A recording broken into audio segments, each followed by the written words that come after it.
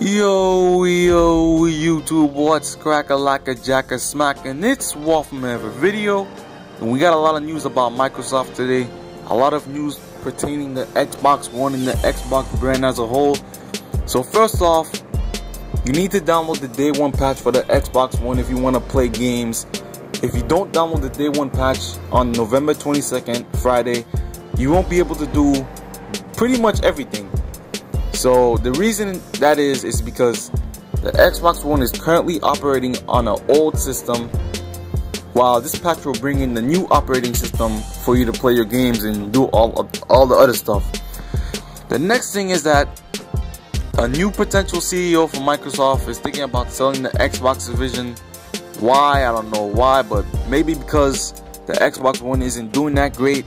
Maybe because of the shambles, you know, the Xbox One has gone through the past couple of months. And maybe because I think right now the pre-orders for the PS4 to the Xbox One are 130 to a 30 ratio. So that's a pretty large margin right there. But you know, competition is good and we don't want Sony getting a monopoly. I'm just saying that for the better of gaming, because it forces people to do better, to, you know, buy, invest more into, you know, good companies that will eventually make better games. So hopefully that doesn't happen, but you know, Microsoft is a big company, they'll figure it out. And the next thing I want to talk about is a guy that actually got the Xbox One early.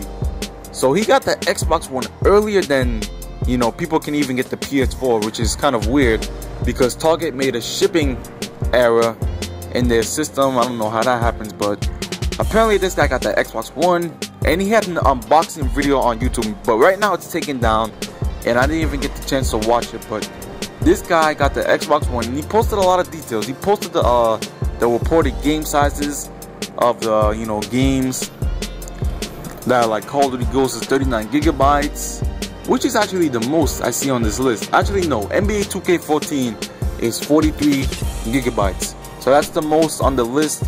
And you know, he just showed a bunch of the user interface, the games, and he posted a lot on Twitter, you know, about the interface. The system is running very quietly, and even after long periods of time, it's still running very quietly.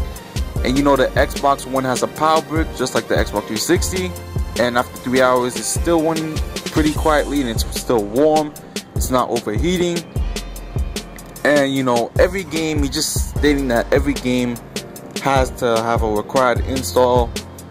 And eventually, you know, this guy's, you know, he's putting pictures of his of the different gamer picks. There's a lot of them, but eventually this guy gets actually banned from Xbox One after I think he purchases a game. Let me just check right now. And yeah, so he purchases a game, and well, basically he says he purchased the system and the game legally, but he got it early. So I'm thinking that Microsoft banned him from the system entirely because he leaked a bunch of information regarding the system. So, you know, I guess I'm fine with that because, you know, the street date for the Xbox One is November 22nd and he got it early.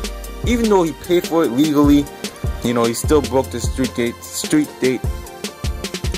But, you know, I'm actually surprised that he was able to get banned. Well, not banned, but even if he's banned, that's for Xbox Live. So I'm not sure if he can play it offline or if he's just banned completely. So that's going to be an interesting story right there. And yeah, Xbox One releases in 2 weeks, and you know what? It's looking pretty good. I'm not a fanboy or anything. You know, I'm just a consumer. And if I had the money, I would get an Xbox One also. It's a pretty neat system. And I saw the video, if you didn't see the video about when they were using Kinect and, you know, integrating all this stuff and showing what they could do, it was pretty interesting. It was pretty cool. So yeah, that's all I have for the Xbox One. And another short news about that I have today is that there will be a new Call of Duty game in 2014, and that's what they just announced. But in my opinion, I don't think they really needed to announce that, because for the past, I'd say, decade, a new Call of Duty has been coming out every year. So I don't know why they would need to come out after what, like 5 days or 4 days after Ghost was released and say that a new Call of Duty was being made next year, I think that's a little bit too quick. Like, give Call of Duty Ghost some breathing room.